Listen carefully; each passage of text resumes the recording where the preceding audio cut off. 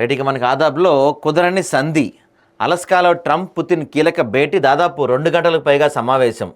ఒప్పందం కుదరకపోయినా సరే చర్చలు ఫలప్రదం. మరోసారి భేటీ కాబోతున్న ట్రంప్ పుతిన్లు మరోసారి గెలవబోతున్నారంటే వీళ్ళిద్దరూ.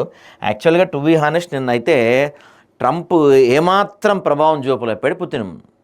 కనీసం సీజ్ ఫైర్ అనే అంశం కూడా తేలేకపోయాడు పుతిన్ దగ్గర. ట్రంప్ కొంత పుతిన్నే గెలిచినట్టు చెప్పాలి నిన్న జరిగిన మీటింగ్లో మొత్తం మీద.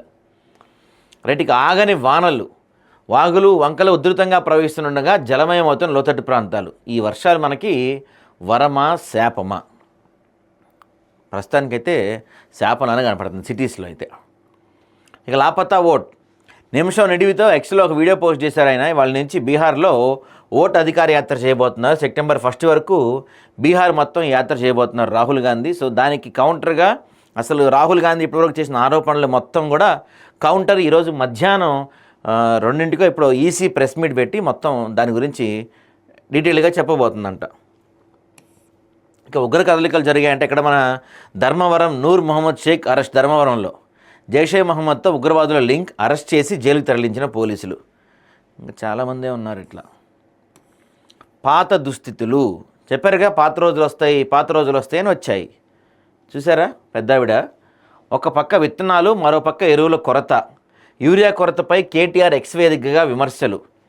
మరి పోలవరంను కూలవరం అనగలరా? కాళేశ్వరం ఎందుకు రిపేర్ చేయరు? బీజేపీ కాంగ్రెస్లో తీరుపై మండిపడ్డ కేటీఆర్. నిన్న ఈ కాళేశ్వరం డయాఫ్రామ్ వాళ్ళది కూడా భారీ ఎత్తున కుంగిందంట కదా, మాట్లాడదాం దాని గురించి మనం. ఇంకా నెక్స్ట్, అప్రమత్తంగా ఉండండి, వాగులు వంకలు పొంగే ప్రమాదం ఉంది. కలెక్టర్లు క్షేత్రస్థాయికి వెళ్ళి సమాచారం సేకరించాలి. సహాయక బృందాలతో సమన్వయం చేసుకుని అధికారులకు ముఖ్యమంత్రి రేవంత్ రెడ్డి కీలక ఆదేశాలు జారీ చేశారు. ఇక ఈ ఓట్ చోరీ నిజమేనా?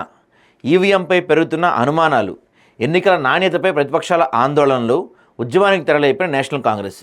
సో దీని గురించి, ఈ ఓట్ చోరీ అంశం గురించి ఇండియా వైడ్గా ఒక భారీ చర్చ నడుస్తుంది. దానికి బండి సంజయ్ గారు కొంత కౌంటర్లు ఇచ్చారు, వాటి గురించి కూడా మనకు కనపడుతుంది.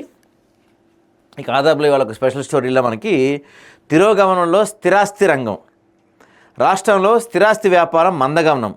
లక్ష్యాన్ని చేరుకొని స్టాంప్స్ అండ్ రిజిస్ట్రేషన్ శాఖ టార్గెట్తో పోలిస్తే 27% దాకా తగ్గిపోయింది రాబడి. మరి ఎందుకు తగ్గిపోయింది, ఏంటి, ఈ అంశాల గురించి ఆదాబ్లో ఒక స్పెషల్ స్టోరీ వచ్చింది, మనం చూద్దాం దాని గురించి.